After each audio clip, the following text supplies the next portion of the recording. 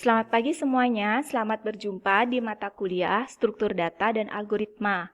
Hari ini saya akan membahas materi mengenai pemilihan bertingkat atau pemilihan yang biasanya digunakan untuk kondisi lebih dari 2. Nah, di sini pada video sebelumnya, saya sudah membahas mengenai pemilihan satu kasus dan pemilihan dua kasus. Pada video kali ini, kita akan belajar bagaimana kita menganalisis studi kasus, kemudian merancang algoritma dalam bentuk flowchart, dan menerjemahkannya menggunakan flowgorithm.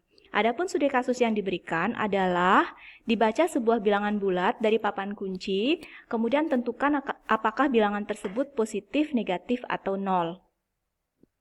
Untuk menyelesaikan kasus tersebut, langkah pertama yang kita lakukan adalah analisis permasalahan.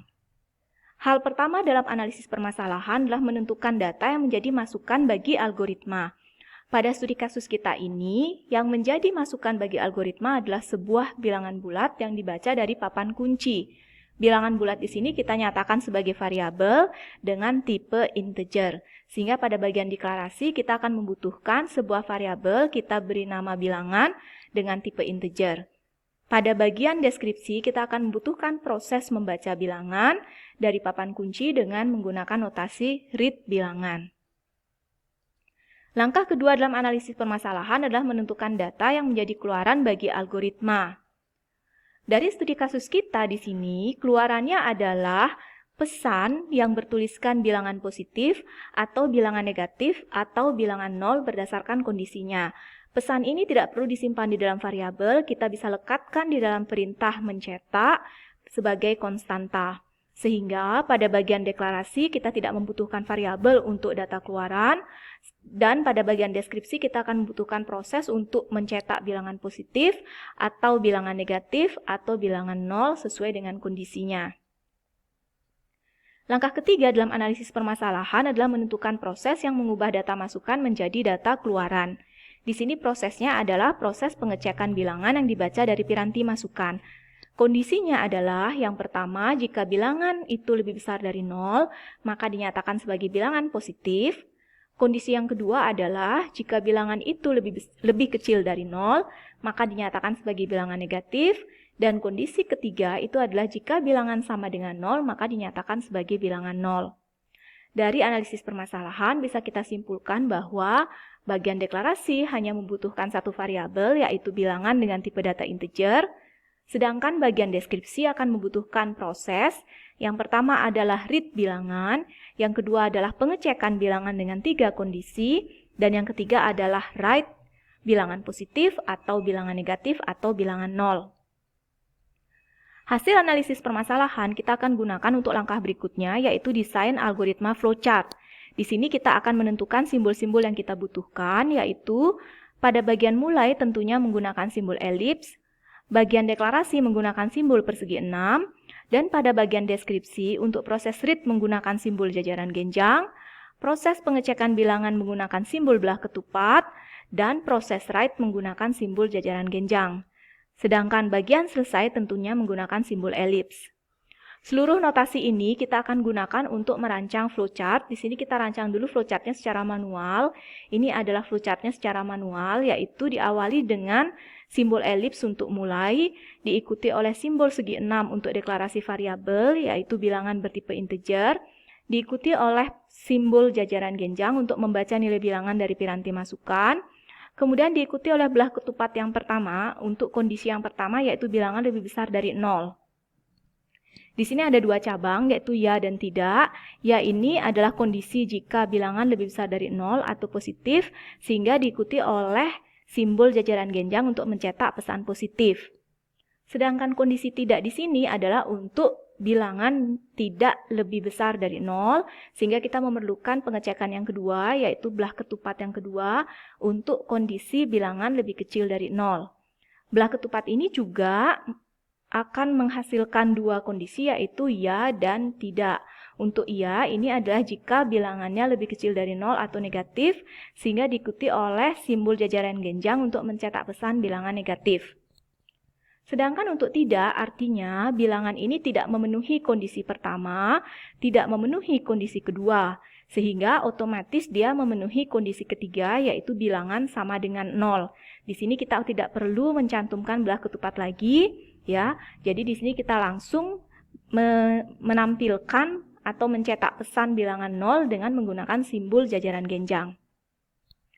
Ketiga proses mencetak ini, ya, dari ketiga kondisi ini semuanya akan keluar dari notasi if, ya, dari notasi pemilihan ini mengarah ke proses berikutnya. Di sini proses berikutnya adalah selesai yang dinyatakan dengan simbol elips.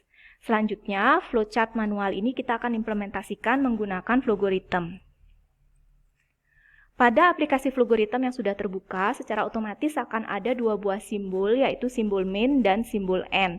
Di sini kita bisa menambahkan simbol-simbol lainnya sesuai flowchart manual kita di dalam tanda panah antara min dan n. Ya, kita bisa klik kiri di sini. Simbol pertama yang akan saya tambahkan adalah simbol deklarasi. Saya klik kiri sekali, kemudian saya tambahkan simbol declare. Di sini saya akan mendeklarasikan variabel bilangan yang bertipe integer. Ya, saya klik kiri dua kali untuk mengubah deklarasi ini. Kemudian saya tambahkan nama variabelnya tadi adalah bilangan. Kemudian tipenya adalah integer. Array-nya tidak usah dicentang karena bilangan ini adalah variabel yang menyimpan satu nilai saja. Kemudian kita klik OK. Langkah selanjutnya adalah kita akan membaca nilai bilangan bulat ini dari piranti masukan. Nah, di sini kita arahkan panah kita setelah proses deklarasi. Kita klik kiri sekali, kemudian kita pilih simbol input, ya, jajaran genjang berwarna biru.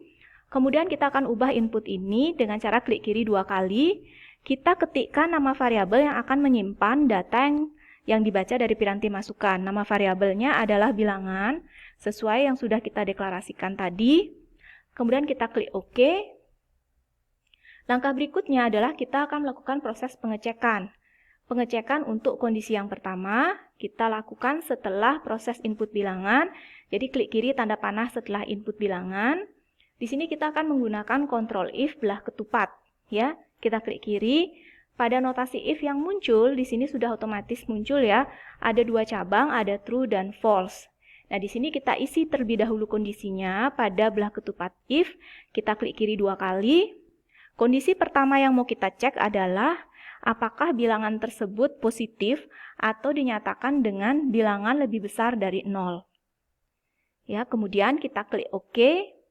Selanjutnya, kita akan menambahkan simbol untuk kondisi true. Untuk kondisi true artinya bilangan tersebut memenuhi lebih besar dari 0 atau positif, sehingga di sini dia akan menampilkan pesan bilangan positif. Saya akan menambahkan dengan mengklik kiri panah true di sini. Saya tambahkan simbol output, ya, jajaran genjang berwarna hijau. Kemudian saya akan mengisi dengan pesan dengan mengklik kiri simbol output dua kali. Pesan yang mau saya ketikkan adalah pesan bilangan positif.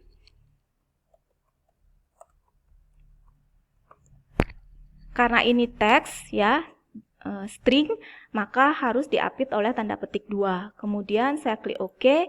Selanjutnya pada kondisi false, itu adalah kondisi jika bilangan tersebut tidak lebih besar dari 0. Berarti kita akan melakukan pengecekan untuk kondisi yang kedua, yaitu apakah bilangan itu lebih kecil dari 0 atau negatif.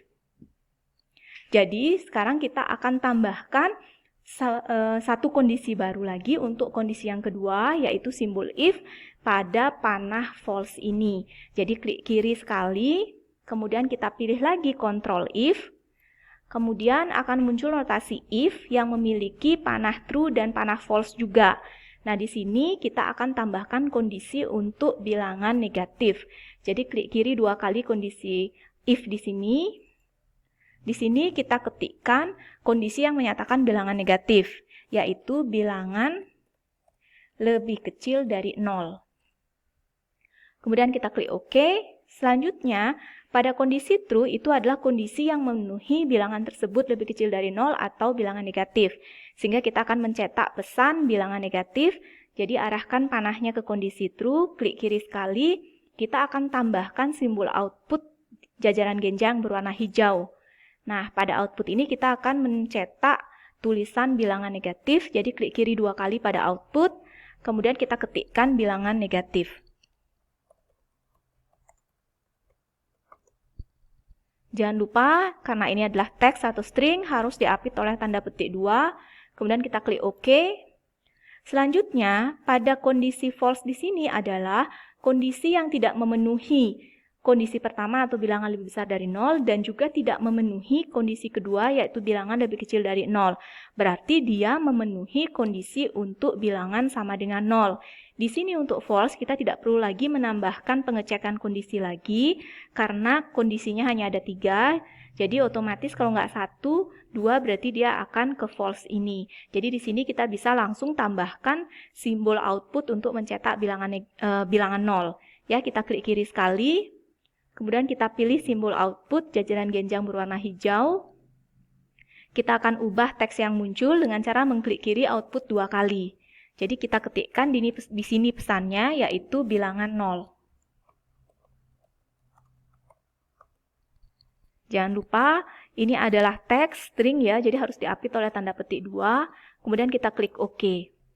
Nah, di sini flowchart kita sudah selesai, sudah diakhiri oleh simbol elips dengan terminator N di sini ya, sehingga flowchart ini bisa kita simpan dulu. Misalnya kita beri nama jenis bilangan.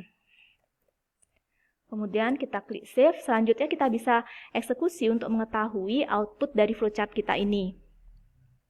Pertama, saya akan mengecek untuk kondisi positif, sehingga saya akan masukkan sebuah bilangan positif, misalnya 10, kemudian saya tekan enter. Ya, pesan yang muncul adalah bilangan positif, berarti untuk kondisi pertama sudah benar. Sekarang kita akan run kembali. Saya akan mengecek untuk kondisi negatif. Saya akan masukkan data negatif, misalnya adalah minus 10. Kemudian saya tekan enter. Teks yang muncul adalah bilangan negatif, berarti kondisi kedua sudah benar. Sekarang kita akan mengecek untuk kondisi yang ketiga, yaitu 0. Saya run kembali, saya ketikkan angka 0 di sini, kemudian saya tekan enter.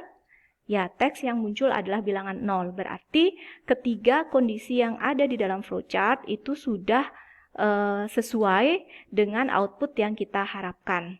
Kita close dulu. Nah, ini adalah flowchart untuk pemilihan bertingkat. Selain untuk pemilihan bertingkat, flowchart ini juga bisa digunakan untuk merepresentasikan pemilihan dengan notasi case. Jadi kalau kita punya notasi case, yaitu notasi dengan kasus yang atau kondisi yang sangat banyak, ya, itu akan bisa lebih sederhana dengan menggunakan notasi case, tetapi flowchartnya itu sama seperti penggambaran flowchart untuk pemilihan bertingkat. Jadi sekian materi yang bisa saya sampaikan pada hari ini. Saya minta maaf jika ada banyak gangguan suara selain suara saya. Semoga tidak mengurangi kejelasan saya dalam menyampaikan materi di video ini. Sampai jumpa di pertemuan-pertemuan berikutnya dengan materi-materi yang lainnya. Selamat pagi, terima kasih.